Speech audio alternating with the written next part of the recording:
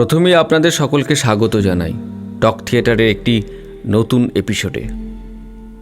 আমাদের আজকের গল্প তারাদাস বন্দ্যোপাধ্যায় রচিত তারানাথ তান্ত্রিকের গল্প অমর জীবন। গল্প পাঠে দীপ্ত, গল্পের সূত্রধর আমি পার্থ, অন্যান্য চরিত্রে শ্যামল, শুভম, দীপ্ত, পার্থ ও আত্রেয়। শুরু হচ্ছে অমর জীবন।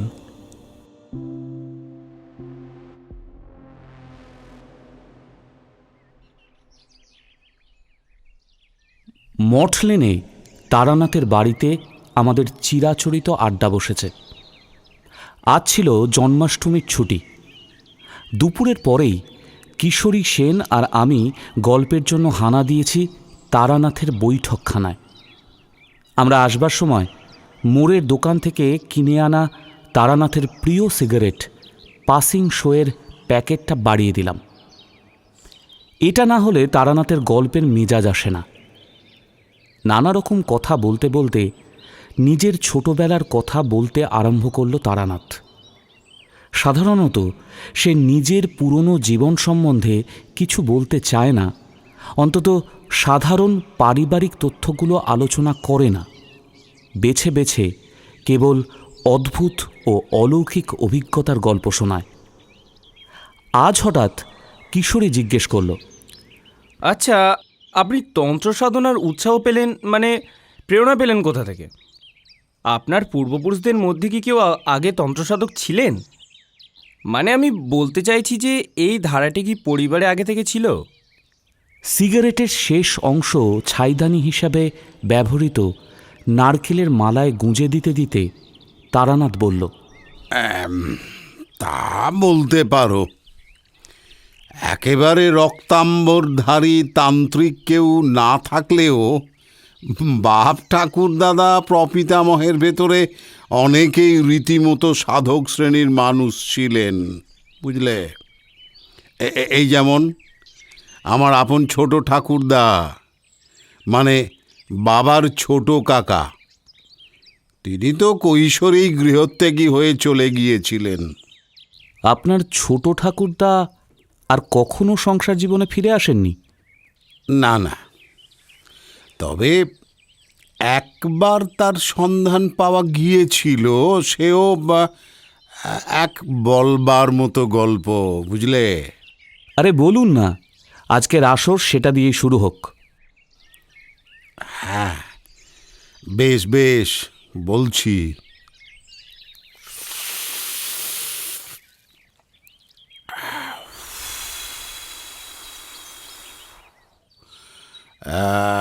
এ কাহিনী আমার বাবার কাছে শোনা।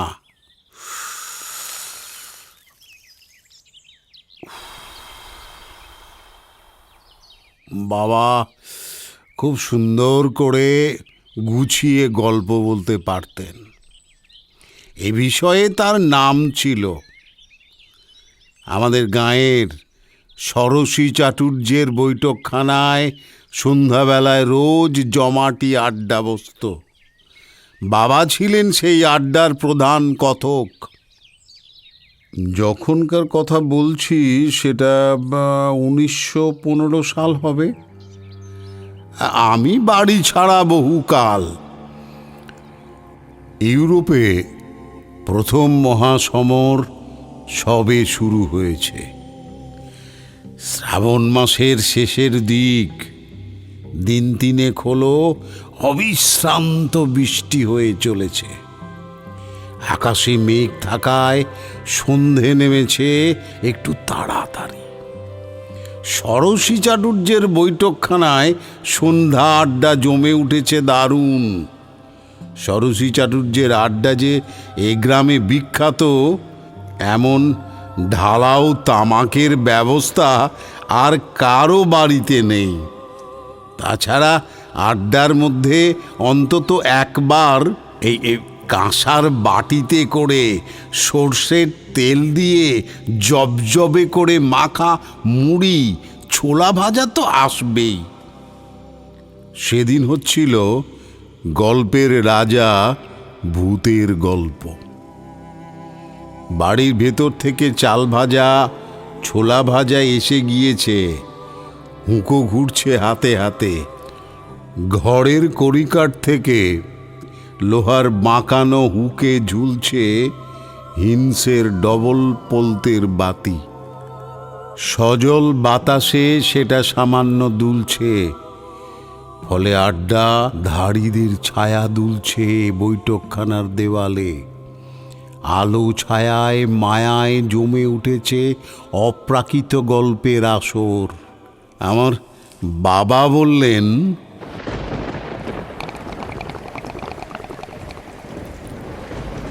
আরে দূর, তোমরা বেশিরভাগই শোনা কথা বলছো, নিজেরা কিছুই দেখোনি। সব গল্পের মূল্য কি? নিবারণ ভাদুরী হুঁকোটা রামচাটুর্যের হাতে ধরিয়ে দিয়ে বললেন, আদিনাথ, তুমি বড় বড় কথা বলছো, নিজে কি দেখেছো বলো তো হে, আমরা একটু শুনি। কেবল বড় বড় কথা বললেই তো আর বাজার গরম হবে না, কি তাই তো? সরসী চাটুর্যে বললেন, সেই ভালো, চক্রবর্তী মহাশয় এতক্ষণ চুপ করে শুনে যাচ্ছিলেন, এবার ওর গল্পই হোক। গল্প নয়, সত্যি কাহিনী। বেশ তো, তাই হোক। পাতিরাম মজুমদার একটু ভালো মানুষ, ভীতু ধরনের লোক। আড্ডায় অনেকক্ষণ ধরে ভূতের গল্প তার পছন্দ হচ্ছিল না। এবার তিনি একটু সন্ত্রস্ত হয়ে বললেন, আজ এই পর্যন্ত থাকলেই ভালো।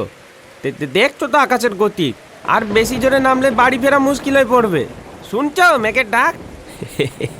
বসো বসো, আমার চাকর তোমাকে ঠিক বাড়ি পৌঁছে দেবে গো। পাতিরাম হতভম্ব হয়ে বসে পড়তে আদিনাথের কাহিনী শুরু করলেন। যে সময়ের কথা বলছি, আমার বয়স তখন 12 কিংবা 13। শীতকাল। দোলায় গায়ে দিয়ে বাইরের দালানে বাবার কাছে বসে পড়াশোনা করছি। বাবা বসে বসে হিসেবের খাতাপত্র দেখছেন। এমন সময় একটা ভবঘুরে চেহারা লোক এসে উঠোনে দাঁড়ালো। লোকটার বয়স আন্দাজ করতে পারলাম না, কিন্তু দেখে মনে হলো এর বয়স 30, 40, 50, 60 কিংবা 70, যা খুশি হতে পারে। পরনে খাটো আধময়লা ধুতি, গায়ে আধময়লা ফতুয়া, কাঁধে ভাঁজ করা রয়েছে খয়েরি রঙের একটা মোটা চাদর। এই ভয়ানক শীতেও লোকটা চাদর গায়ে জড়ায়নি। গালে খোঁচা খোঁচা কাঁচা পাকা দাড়ি, মাথায় বিরাট ঝাঁকড়া চুল। সবচেয়ে আশ্চর্য হলো তার চোখ দুটো সোজাসুজি সামনে তাকিয়ে আছে, অথচ দেখে মনে হচ্ছে সে কিছুই দেখছে না। পাগলের মতো, কিন্তু পাগল নয়। তার দৃষ্টিতে চিন্তা সঙ্গতির বাঁধন আছে। বাবা মানে রামনাথ চক্রবর্তী। মুখ তুলে দেখে জিজ্ঞাসা করলেন, কি ব্যাপার? কোথা থেকে আসছো? কে তুমি? খুব মৃদু গলায় সে বলল, আজ্ঞে আমি একজন পথিক, কোথাও থেকে আসছি না, আমার বাড়িঘর নেই, আমি আজ এখানে ভাত খাবো। তার কথাগুলো অসংলগ্ন। হঠাৎ এইভাবে কেউ কারোর বাড়িতে ভাত খেতে চায় নাকি? বাবা বললেন, তোমার নাম কি? এখন বাড়ি না থাকতে পারে, কিন্তু এক সময় তো ছিল। মানুষ তো আর আকাশ থেকে পড়ে না। নিজের পরিচয়টা দাও। সে নিজের নাম বলল তার বাবা নাকি ছিলেন পণ্ডিত মানুষ, ঈশ্বরচন্দ্র সার্বভৌম। বাবা ছিলেন মানে কি? এখন তিনি কোথায়? সে ডান হাতে তর্জনী উপরে তুলে দেখালো। বাবা লজ্জিত হয়ে বললেন, ও আচ্ছা আচ্ছা। ভয় নেই, আমি চোর ডাকাত না। না না, আমি তা মনে করিনি।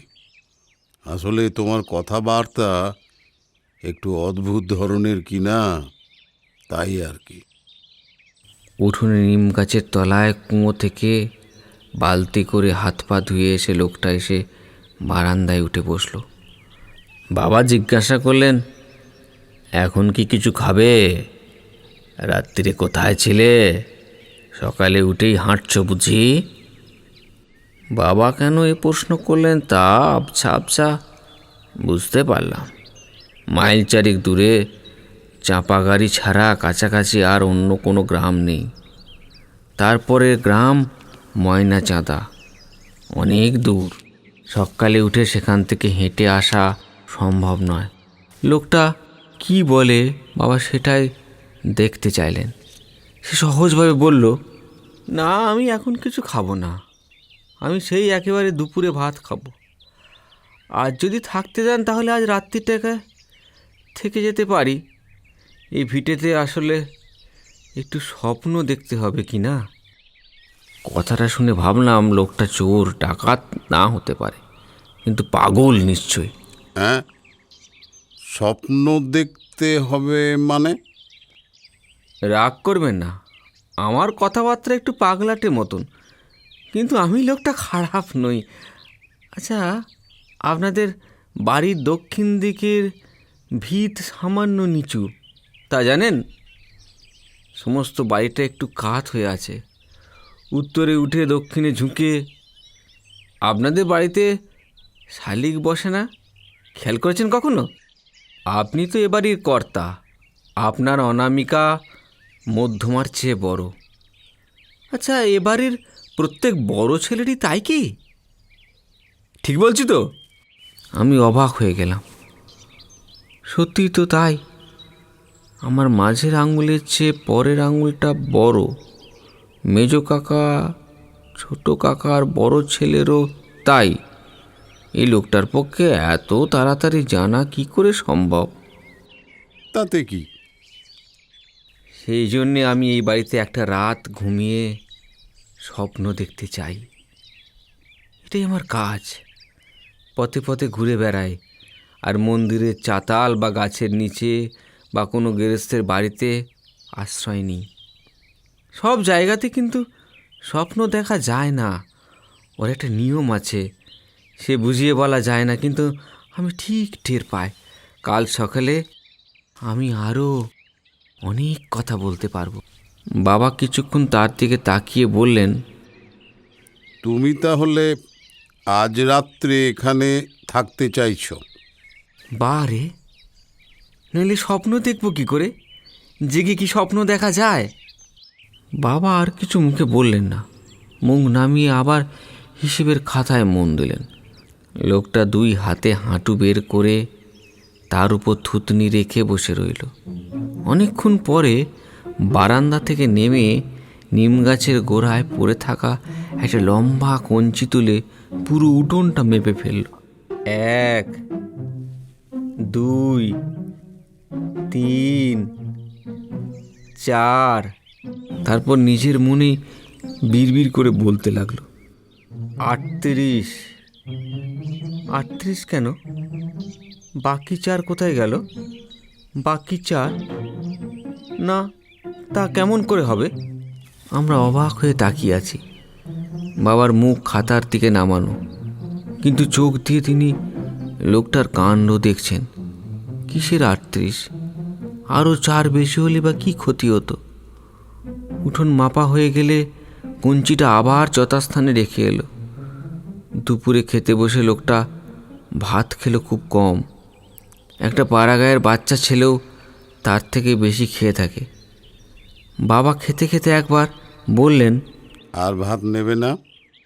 মাছের লেজা দেবো একটা। না, বেশি খেলে স্বপ্ন দেখা যায় না, খালি পেট মোটা হয়।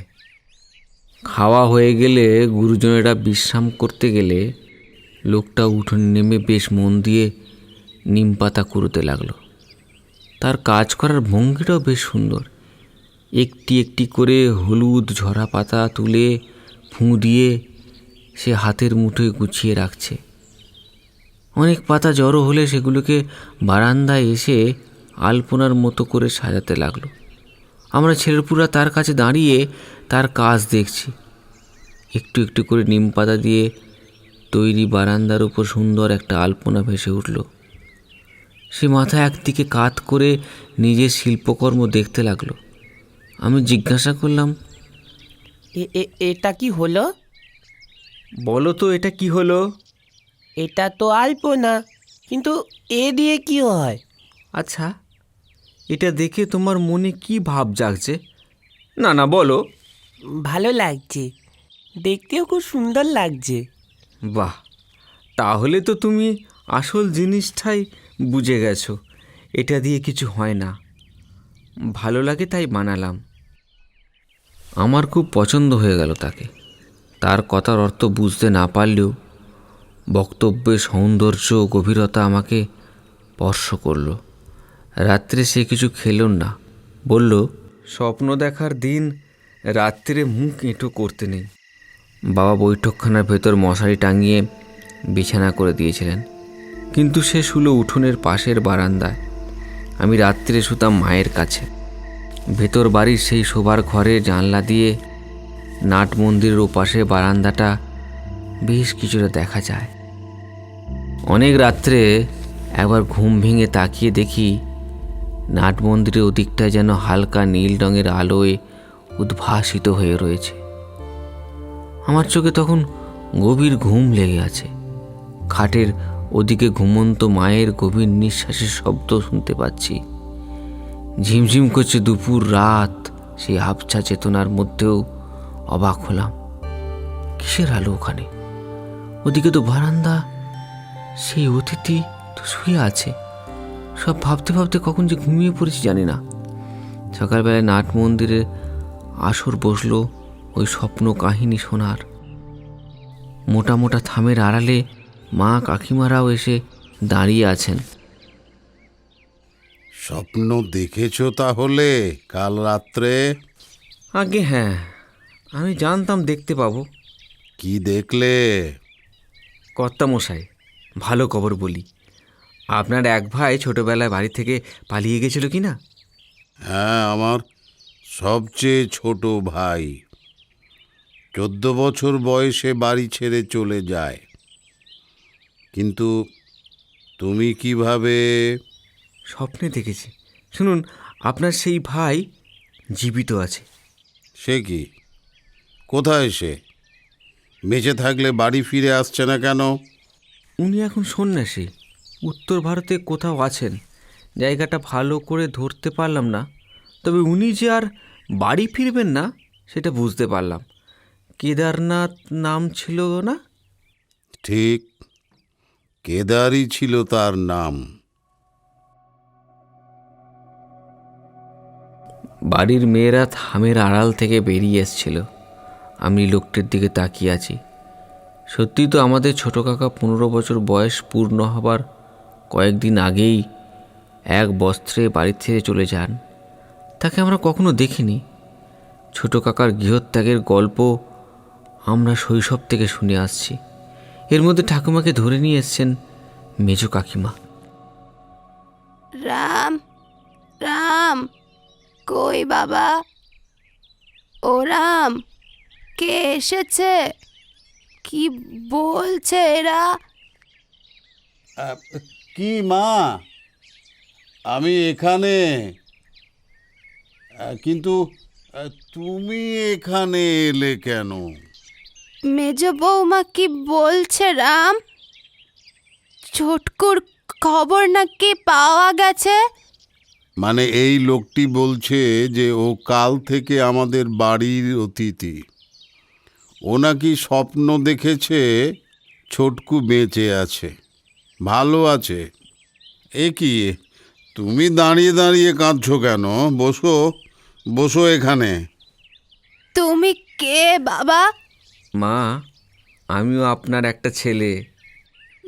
বাবা, তুমি জানতে পেরেছো ছোটকু ছোটকু বেঁচে আছে, ভালো আছে?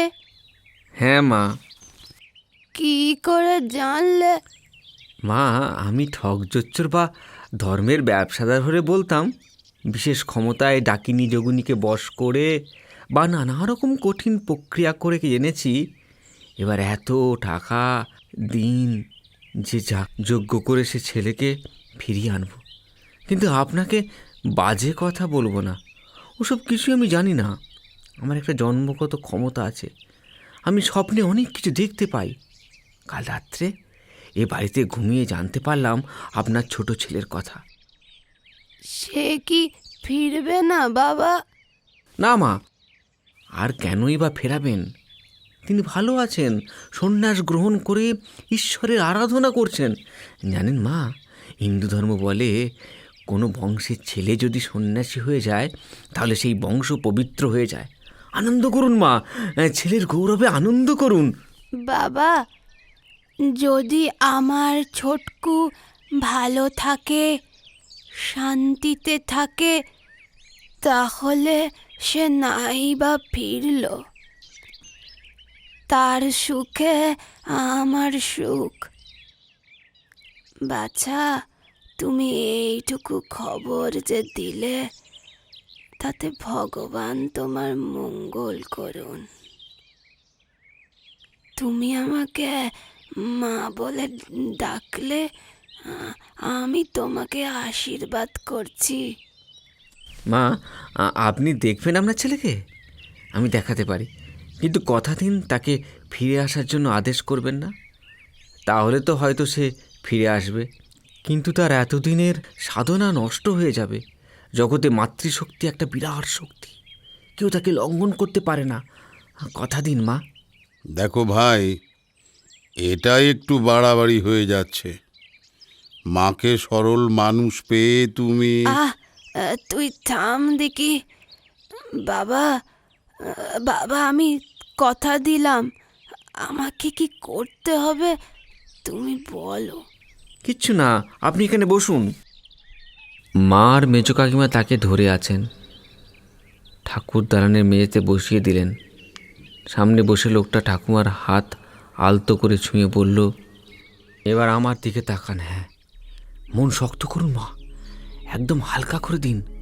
সোজা আমার চোখের দিকে দেখুন, একদম সোজা। কি বলবো ভায়া, তখন সাত সকাল আমার অতগুলো লোক দাঁড়িয়ে আমাদের সামনেই ঠাকুমা ধীরে ধীরে ঘুমিয়ে পড়লেন। মাথা হেলে পড়ল না, শরীর কাহাতও হলো না, কেবল চোখ দুটো আস্তে আস্তে বুজে এলো। সুন্দর সমাহিত মুখ, যেন ধ্যান করছেন। লোকটা এক দৃষ্টিতে তাকিয়ে আছে, সমস্ত শরীরে দৃঢ় একাগ্রতার ভঙ্গি। দেখলাম ঠাকুমার মুখে সূক্ষ্ম একটা হাসি ফুটেছে। বাচ্চারা ঘুমিয়ে স্বপ্ন দেখলে ঠিক অমন করে হাসে।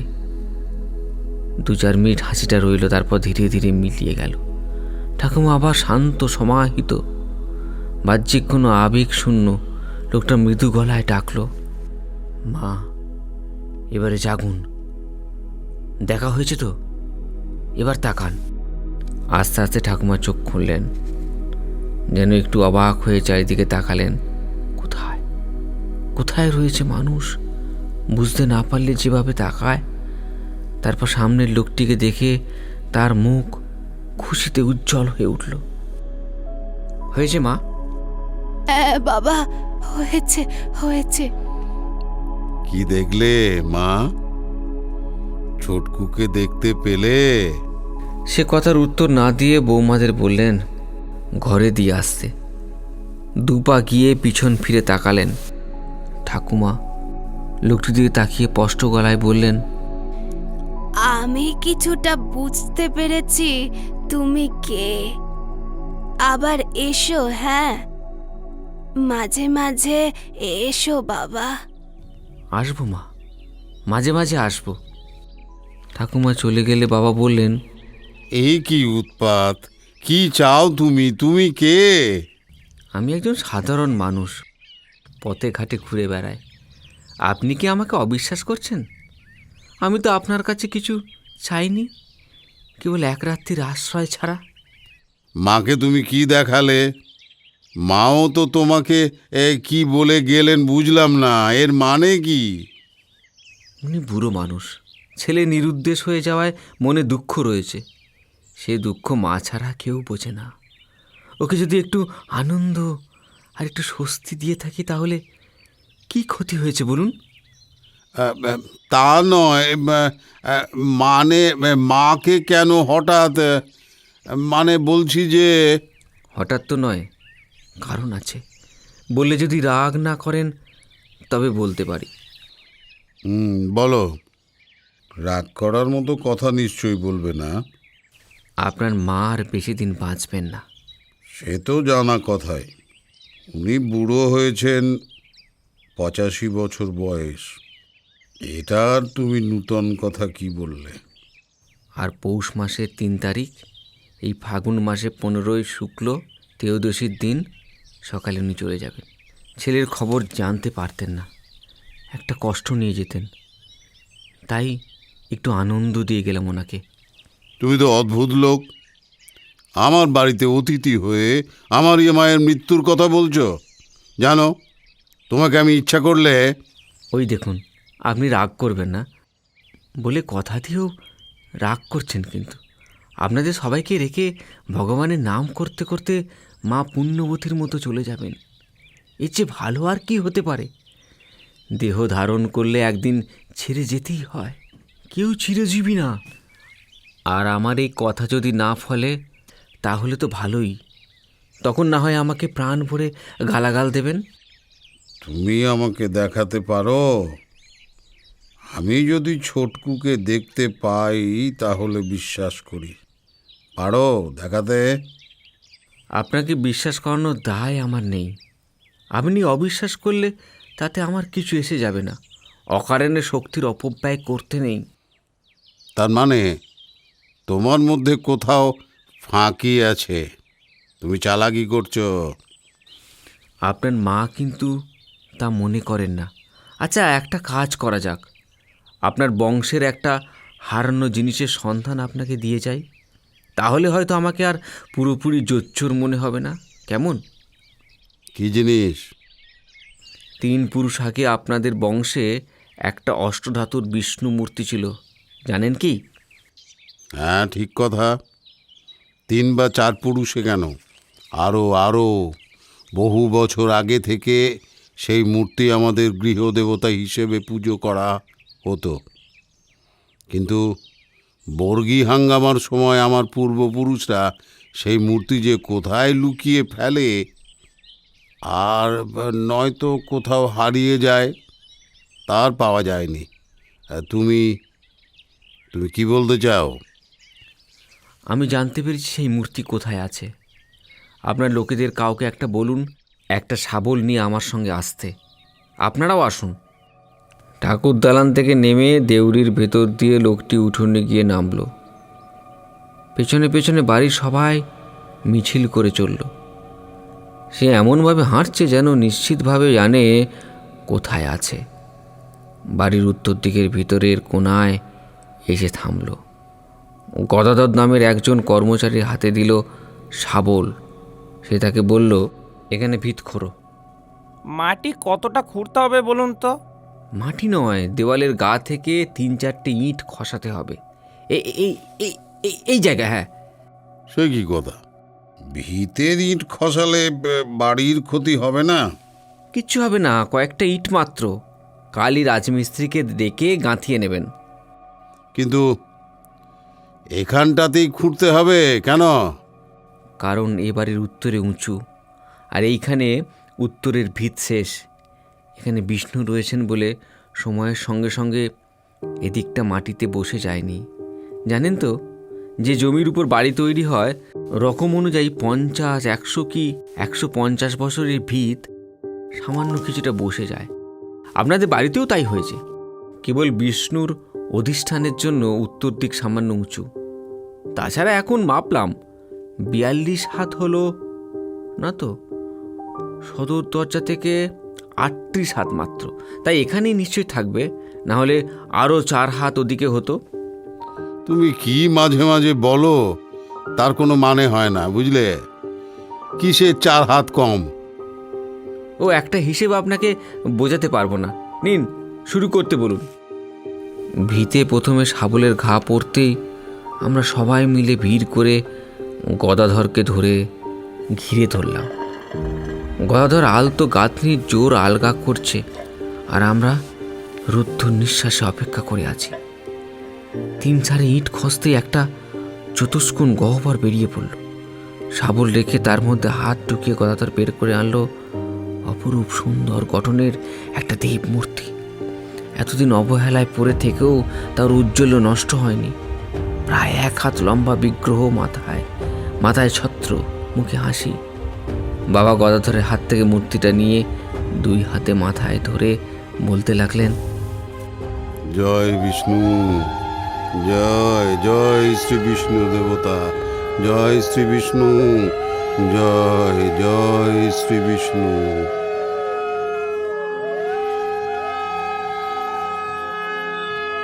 বাবা বিষ্ণু মূর্তি মাথায় করে বাড়ির মধ্যে নিয়ে চললেন।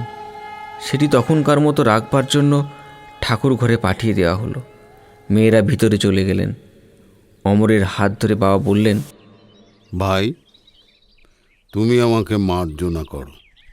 জানি না তুমি কে, কোথা থেকে এসেছো, জানতেও চাই না।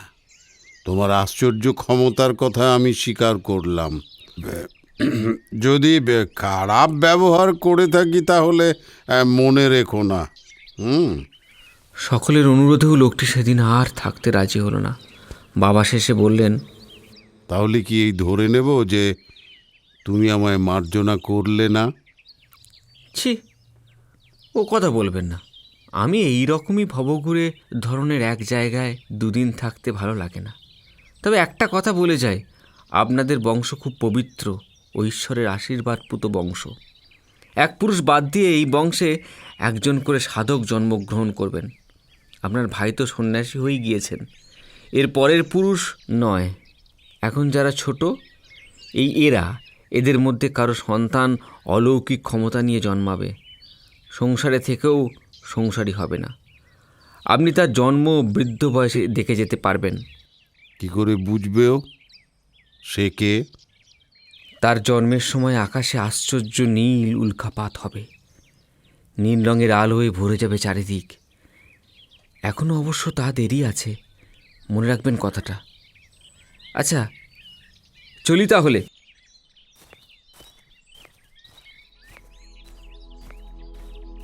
উঠোন পেরিয়ে, সদর দরজা পেরিয়ে সে চলে গেল। সঙ্গে যে রহস্যের পরিবেশ নিয়ে এসেছিল, সে চলে যাওয়ার পরও সেটা থেকে গেল। 15ই ফাল্গুন বাড়ির সবাই সকাল থেকে ঠাকুমার দিকে নজর রেখে বসে রইল। তার ভবিষ্যৎবাণী তাকে কেউ জানায়নি। তিনি ঘুম থেকে স্নান সেরে ঠাকুর পুজোর জন্য বাগানে ঘুরে ঘুরে ফুল তুললেন। তারপরে পুজোয় বসলেন। পুজো হয়ে গেলে উপুর হয়ে গিয়েও দেবতাকে প্রণাম করলেন এবং আর উঠলেন না। প্রণামরত অবস্থাতেই তার মৃত্যু হলো। এই হলো গিয়ে আমার বাবার বলা কাহিনী।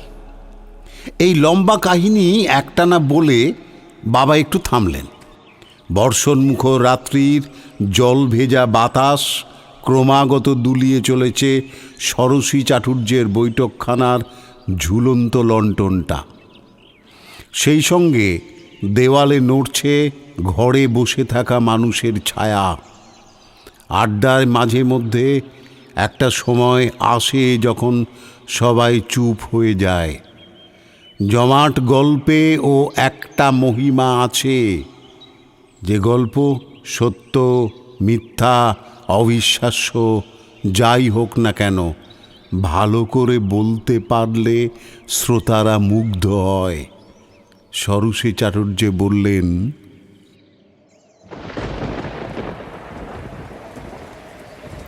আপনার ঠাকুমার মৃত্যু বিষয়ে ওই ভবিষ্যৎবাণী মিলে যাওয়াটা আমি কিছু আশ্চর্য বলে মনে করছি না। কথাটা হয়তো বাড়ির কেউ মুখ ফুসকে বলে ফেলে থাকে, তাতেই আপনার ঠাকুমা মনের দিক দিয়ে 15ই ফাল্গুন তারিখের প্রসঙ্গে দুর্বল হয়ে পড়েছিলেন। মানসিক উত্তেজনা সামলাতে পারেননি, এমন হয় আমি শুনেছি। কিন্তু হারিয়ে যাওয়া বিষ্ণু মূর্তি ফিরে পাওয়াটা ব্যাখ্যা করা কঠিন। তাছাড়া সব কিছুরই যে ব্যাখ্যা থাকতে হবে তারই বা কী মানে আছে? কিছু কিছু আপছাড়াল থাক না, তাতে জীবন সরল হয়ে ওঠে। উঠবার আগে আমার কাহিনীর শেষটা বলি। 2টো কথা মাত্র। যে ছেলেটি বিষ্ণুমূর্তি খুঁজে দিয়ে গেছিল, তার তৃতীয় ভবিষ্যৎবাণী তো সত্যি, সেটা আমরা বুঝতে পেরেছিলাম অনেক পরে। সে বলেছিল আমাদের বংশে একজন উদাসীন সাধকের জন্মগ্রহণ হবে। সংসারী হয়েও সে বৈষয়িক হবে না। কবে, কোথায়, কার ঘরে সে জন্ম নেবে সেটাই শুধু সে বলেনি। শুধু বলেছিল এই শিশুরা জন্মের মুহূর্তে আশ্চর্য এক নীল উল্কাপাত হবে আকাশে, তা দেখলে আমরা বুঝতে পারব। বহুদিন পরে আমার ছোটবেলার এক কাহিনী প্রায় ভুলে গেছি। আমার তৃতীয় ছেলের জন্মগ্রহণের সময় আকাশের এক প্রান্ত থেকে অন্য প্রান্ত পর্যন্ত বিশাল নীল রঙের আলো ছড়ানো উল্কা ছুটে গেল। দাই আঁতুর ঘর থেকে উঠোন পেরিয়ে গরম জল আনতে ভিতর বাড়িতে যাচ্ছে। তার চিৎকারে উঠোনে বেরিয়ে এসছে, দৃশ্যটা দেখলাম। সচরাচর উল্কা জ্বলতে জ্বলতে অতটা আকাশ পার হয় না। সেই আলো মিলিয়ে যাওয়ার সঙ্গে সঙ্গে আমার ছেলের জন্ম।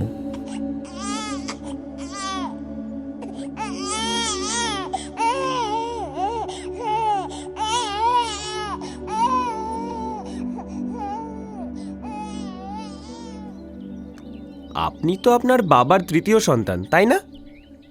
তার মানে আপনার জন্মানোর সময় ওই নীল উল্কা দেখা গিয়েছিল? তেমনটাই তো শুনেছিলাম। অল্প বয়সে বাড়ি থেকে উধাও হয়েছিলাম।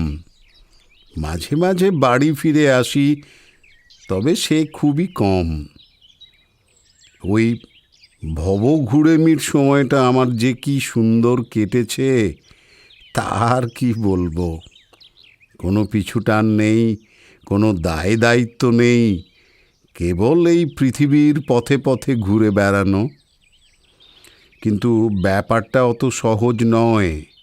আত্মীয়হীন, বন্ধুহীন দুনিয়ায় সম্পূর্ণ সম্বলহীন অবস্থায় ভেসে পড়তে হলে খুব সাহসের দরকার। কে খেতে দেবে তার কিছু ঠিক নেই, কোথায় থাকবো তারও কিছু ঠিক নেই। মন্দিরের চাতালে, পোড়ো বাড়ির বারান্দায় ঝড়ে বৃষ্টিতে রাত কাটিয়েছি। কত অদ্ভুত চরিত্রের লোক দেখেছি। কত সময় অসুখ করেছে, গাছতলায় পড়ে কষ্ট পেয়েছি। জল তেষ্টায় বুক ফেটে গিয়েছে, কিন্তু জল দেবার কেউ ছিল না। মরেও যেতে পারতাম, তবু কখনো ভয় পাইনি। মৃত্যুকে সাধারণ মানুষের চোখে দেখিনি, দেখেছি ঈশ্বরের তৈরি এই জগতের একটা অবশ্যম্ভাবী পরিণতি হিসেবে, যে পরিণতিতে ভয়ের কোনো কিচ্ছু নেই, আছে স্রষ্টার অপার করুণা। ওসব দর্শনের কথা থাক, আপনার অল্প বয়সের গল্প বলুন না। বলবো? বেশ, বলি তাহলে।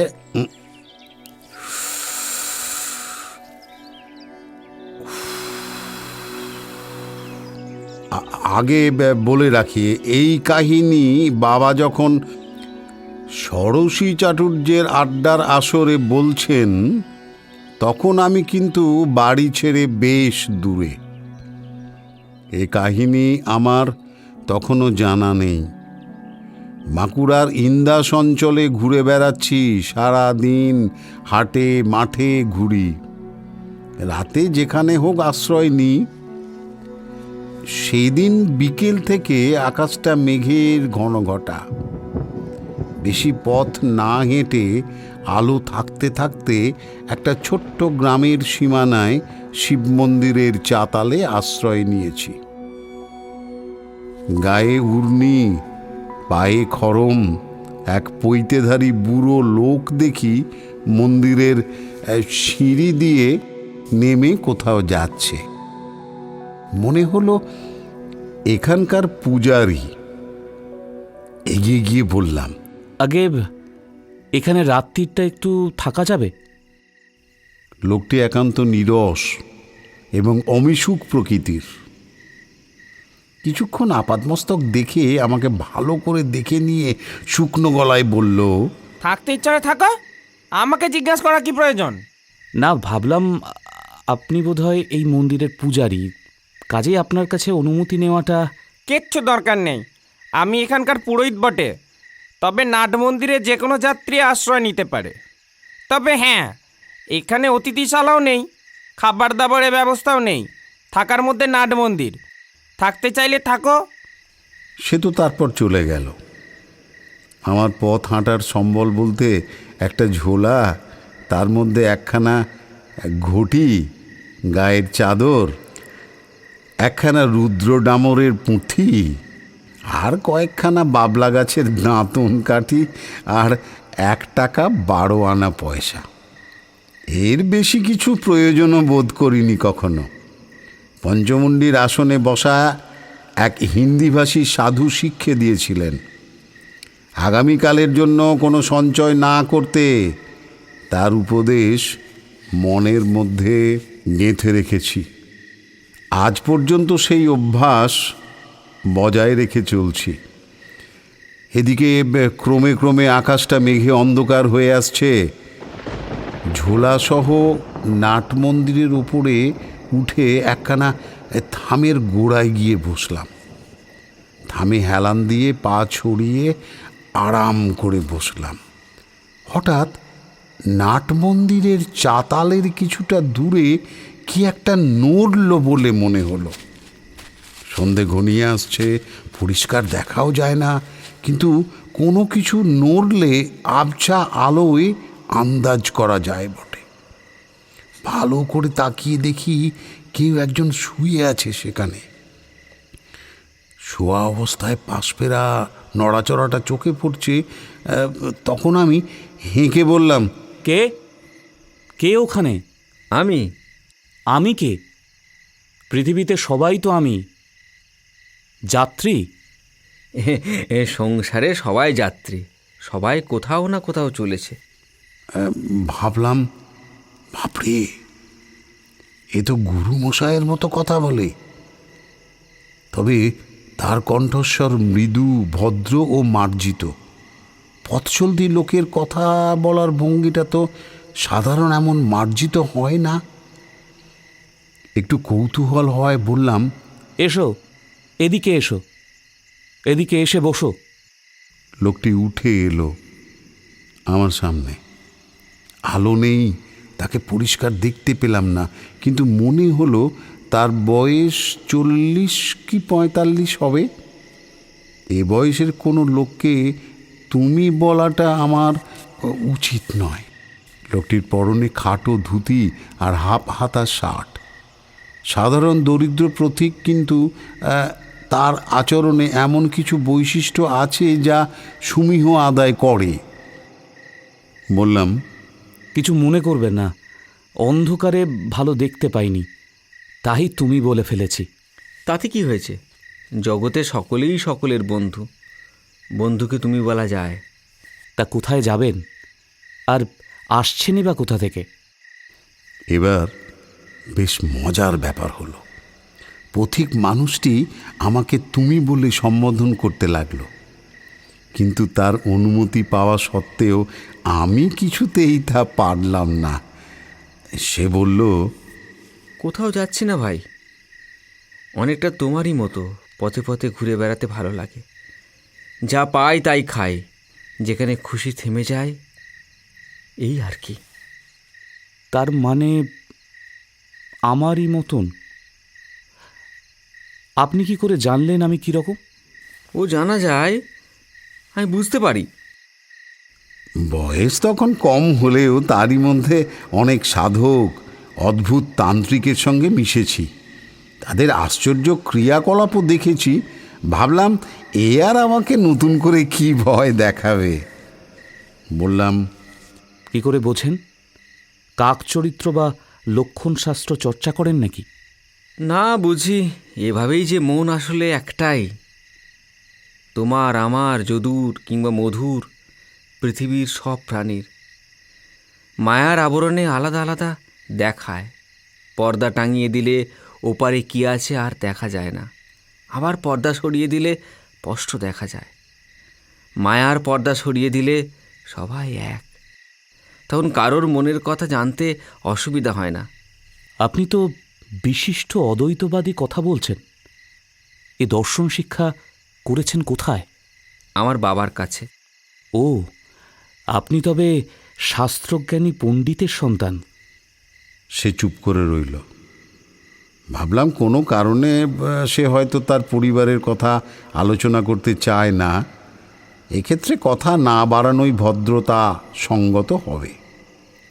ঠিক এই সময় ঠান্ডা হাওয়ার একটা ঝাপটা দিয়ে ঝড় এসে পড়ল। ঝড়ের মুখে পাক খেতে খেতে দুটো শালিক এসে নাট মন্দিরের কড়িকাঠের ফাঁকে আশ্রয় নিল, গুছিয়ে বসলো। আর তারপরে আমি বললাম, আপনার নামটা তো জানা হলো না। আমার নাম অমর, অমর জীবন। বাড়ি কোথায়? এই জেলাতেই বুঝি। অমর জীবন কোনো উত্তর দিল না। বুঝলাম নিজের কথা বলতে সে আদৌ আগ্রহী নয়। অন্য প্রসঙ্গে যাওয়ার জন্য বললাম, আশ্রয় তো যা হোক পাওয়া গেল, কিন্তু খাওয়াটা বোধহয় জুটবে না। না না, তা কেন?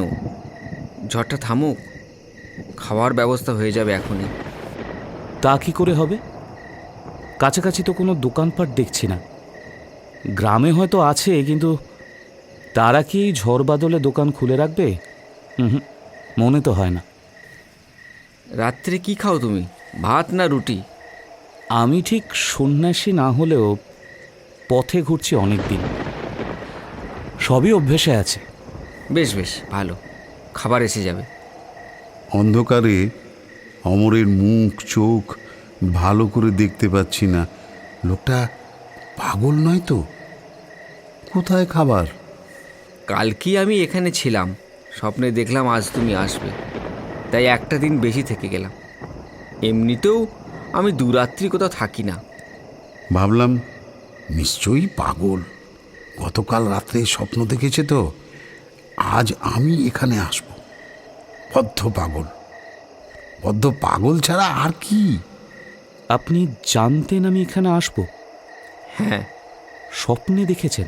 হ্যাঁ, স্বপ্ন দেখার প্রয়োজন হলে আমাকে নির্দিষ্ট জায়গায় পৌঁছে সেখানে থাকতে হয়। মনে মনে ভাবলাম বেচারি, এমনিতে তো বেশ ভালোই লোকটা, ভদ্র আর মিষ্টি স্বভাবের, দোষের মধ্যে পাগল। এরপরই অমর জীবন হঠাৎ আমার দিকে তাকিয়ে বলল, তুমি বাড়ি চলে যাও। তার মানে বাড়ি যাব কেন? কিছু না, ভবঘুরে জীবন ত্যাগ করে সংসারে ফিরে যেতে বলছি না। সে যখন সময় হবে যাবে। তোমার নিজের ভালোর জন্য বলছি, কয়েকটা দিনের জন্য বাড়ি যাও। আচ্ছা বিপত্ত, হ্যাঁ, কিন্তু কেন? মনে করো না আমি তোমার বন্ধু, তাই যাচ্ছ।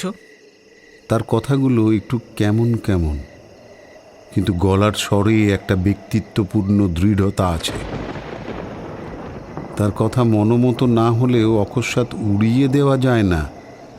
তখনকার মতো তাকে শান্ত করার জন্য বললাম, আচ্ছা আচ্ছা, সে দেখা যাবে, যাব এখন। বিড়ি চলে? সব চলে, আছে, দাও। তাকে দিয়ে নিজে একটা বিড়ি নিলাম, কিন্তু ঝড়ের দাপটে 4-5টা কাঠি নষ্ট করেও বিড়িটা ধরাতে পারলাম না। অমর হাত বাড়িয়ে বলল, আমাকে দাও দেখি। আরে থামো তো বাবু, একটা বিড়ি ধরাতে কি গোটা দেশলাই বাক্স খরচ করবে নাকি? কাকতালীয় কিনা জানি না, হঠাৎ হাওয়ার ঝাপটা সামান্য কমে কয়েক মুহূর্তের জন্য একদম কমে গেল। ঝড় চলতে চলতে এরকম অবশ্যই হয়, তবু মনে রেখাপাত করলো জিনিসটা। দেশলাই ফেরত দিয়ে অমর বলল, সব কিছুর ব্যাখ্যা চাইতে নেই, ব্যাখ্যা হয়ও না। তার চেয়ে সরল বিশ্বাস অনুযায়ী কাজ করা ভালো, আদেশ পেলে পালন করা ভালো। আদেশ কে পাঠায়? তা জানলে তো সব সমস্যা মিটেই যেত। আপনার কাছে আদেশ পৌঁছায় কেন? আপনি কে? বিড়িটা ভালো, খুব নরমও নয়, আবার খুব কড়াও নয়, বেশ মিঠে কড়া ধরনের। করতে কিনেছ? খাওয়ার পর আরেকটা দিও তো। ঝড় থেমে গিয়ে বৃষ্টি নামল। চলল বেশ কিছুক্ষণ। বৃষ্টি যখন থামল তখন পাড়াগ্রাম হিসেবে বেশ রাত। দেখি পথে জমা জলে কে যেন ওই ছপ ছপ করে হেঁটে আসছে। হেঁটে এসে ওই নাট মন্দিরটায় উঠল। সামনে ঝুঁকে অন্ধকারে ঠাউর করার চেষ্টা করে ডাকলো, ঠাকুর মশাই, ও ঠাকুর মশাই, কোথায় গেলেন? এই যে আমি এখানে, দাও। কাছে আসার পর দেখলাম লোকটার হাতে একটা বড় শাল পাতার ঠোঙা। সে ঠোঙাটা অমরের দিকে এগিয়ে দিতে দিতে আমাকে দেখে বলল, আরেক মূর্তি এসে দেখছি, তা হয়ে যাবে, খান দুজনের। খাবার জল দিয়ে যাই, নতুন লোক জল আনতে গিয়ে পুকুর ঘাটে আচার খাবে। মন্দিরের চাতালে রাখা একটা মাটির কলসি নিয়ে লোকটা অন্ধকারে কোথায় চলে গেল। অমর বলল, মন্দিরের পিছনে একটা পুকুর আছে, সেখানে গেল জল আনতে। ভালো পরিষ্কার জল। খাবার ব্যবস্থা হয়ে যায় বলেছিলাম তো, খাবার তো এসে গেল। এর ভেতর অলৌকিক কিছু নেই। এই লোকটির একটা ময়রার দোকান আছে গ্রামে। গতকালও আমাকে খাবার দিয়ে গেছিল। অতিথি সেবা করতে ভালোবাসে। পয়সা দিতে চেয়েছিলাম, নেয়নি। আজকের খাবারও দিতে বলেছিলাম। যা খাবার দেয় তা আমি একা খেতে পারি না। আজও দুজনের হয়ে যাবে। দেখি কি দিয়েছে। শালপাতার ঠোঙা খুলে দেখা গেল ভেতরে গোটা 15 বড় মাপের পুরি, আলুর তরকারি আর খানিকটা মোহন ভোগ, দেশি ঘি দিয়ে তৈরি করা। আহা, দারুণ গন্ধ বেরুচ্ছে। তখনও গাঁয়ের দিকে খাবারে ভেজাল দেওয়ার কথা কেউ ভাবতে পারত না। জল ভরে মেঠে কলসি নিয়ে এলো ময়রা। অন্ধকারে গল্প করা যাবে, কিন্তু খাওয়া যাবে না। মোমবাতি বেশি ফুরিয়ে লাভ নেই। এসো, খেয়ে নেওয়া যাক। অমর খুব কম খায়। মাত্র 4খানা পুরি সে খেলো, বাকি সবগুলো খেতে হলো আমাকে। অবশ্য পথ হেঁটে আমার খিদেও পেয়ে গিয়েছিল। কলসি কাত করে কানায় হাত দিয়ে জল খেলাম।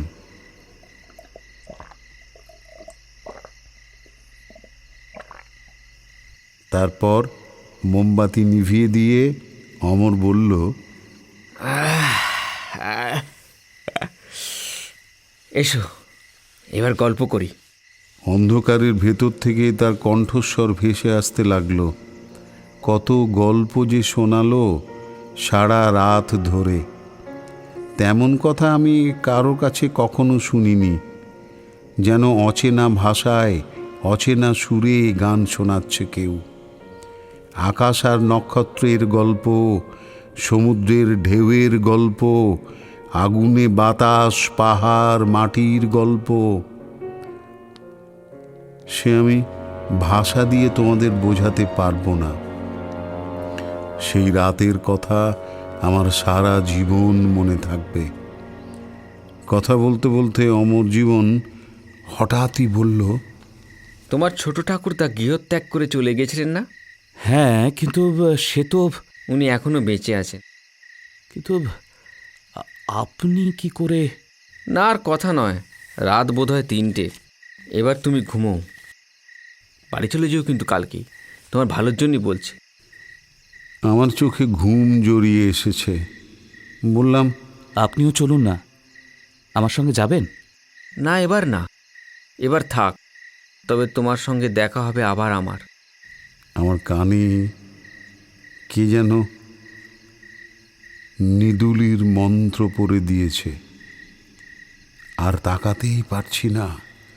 ঘুম ঘুম। যখন ঘুম ভাঙল তখন রোদ্দুর উঠে গিয়েছে।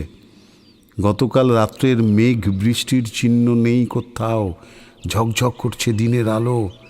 পাশে কিন্তু আমার জীবন নেই। তার ঝোলাঝুলি সহ কখন সে চলে গিয়েছে কে জানে। কাল সন্ধেবেলায় দেখা সেই পুরোহিত এসে মন্দিরের দরজা খুলে সকালবেলার পুজোর উদ্যোগ করছে। আমার দিকে আড়ে আড়ে তাকালো কবার। জিজ্ঞেস করলাম, এখানে যে আরেকজন পরশু থেকে ছিলেন, তিনি কি চলে গিয়েছেন? কে ছিল? একজন যাত্রী, আমার আগে থেকেই তো ছিলেন। দেখিনি, খেয়াল করিনি। অমন কত লোক যাচ্ছে আসছে।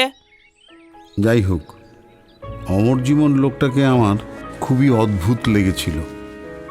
তার কথা অমান্য করতে মন চাইল না। সেই দিনই রওনা হলাম বাড়ির দিকে। বাড়ি পৌঁছানোর পর প্রতিবারের মতোই বাবার বকাঝকা, তারপরে মায়ের কান্নাকাটি এবং তারও পরে আত্মীয় স্বজনদের আবেগের বন্যা সহ্য করতে হলো। দুপুরে খেতে বসে বাবা বললেন, গত পরশুদিনই ষোড়শী চাটুর্যের আড্ডায় তোমার কথা হচ্ছিল। আমার যে বাড়ি পালানো হাড় জ্বালানো ছেলে হবে সে কথা অনেক দিন আগেই আমাকে একজন বলেছিলেন। কে বলেছিল? কোনো জ্যোতিষী? এমনি একজন পথিক ভব করে আমার ছোটবেলায় একদিনের জন্য আমার বাড়িতে আশ্রয় নিয়েছিল। সে এক কাণ্ড। তার নাম কি ছিল? অমর, অমর জীবন। অমর? অমর জীবন? হ্যাঁ, চমকে উঠলে কেন? না, কিছু না। খেয়ে উঠে গড়গড়ায় তামাক খেতে খেতে বাবা বললেন সেই অদ্ভুত লোকটার কথা, সেই স্বপ্নে দেখার কথা, ছোট কাকার কথা, বাবার ঠাকুমার অদ্ভুত মৃত্যুর কথা, তার সঙ্গে আমাদের বিষ্ণু মূর্তির কথা। তার মানে যে লোকটা আপনার বাবার ছেলেবেলায় আপনার বাড়ি গিয়েছিলেন তাকেই আপনি? হ্যাঁ, আর এই ব্যাপারটাই সবচেয়ে বিচিত্র দিক কোনটা জানো? যে লোকটাকে 40 বছর আগে বাবা 45 বছরে দেখেছিলেন, তাকে এতকাল পরেও সেই বয়সে দেখলাম কি করে? কি বলছো কি তারানাথ? এও কি সম্ভব নাকি? কিশোরী, তুমি লোকটার বয়স বুঝতে পারছো? সে কে? সে কি? সে কেন? তা আমিও জানি না। তবে বাড়ি ফেরার পরদিন বুঝলাম কেন অমর জীবন আমাকে বাড়ি চলে আসতে বলেছিল। পরের দিন থেকেই আমার এলো প্রবল জ্বর। প্রায় 1.5 মাস ভুগে তারপর সেরে উঠলাম।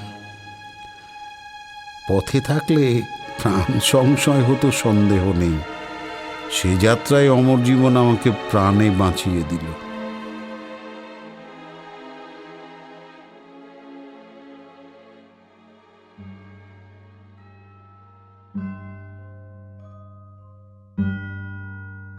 আপনারা এতক্ষণ শুনছিলেন তারাদাস বন্দ্যোপাধ্যায় রচিত অমর জীবন। গল্পটি যদি আপনাদের ভালো লেগে থাকে তাহলে লাইক, কমেন্ট এবং অবশ্যই শেয়ার করবেন। শুনতে থাকুন টক থিয়েটারে প্রত্যেক শুক্রবার ঠিক রাত্রি 9টায়। Powered by One Feather entertainment.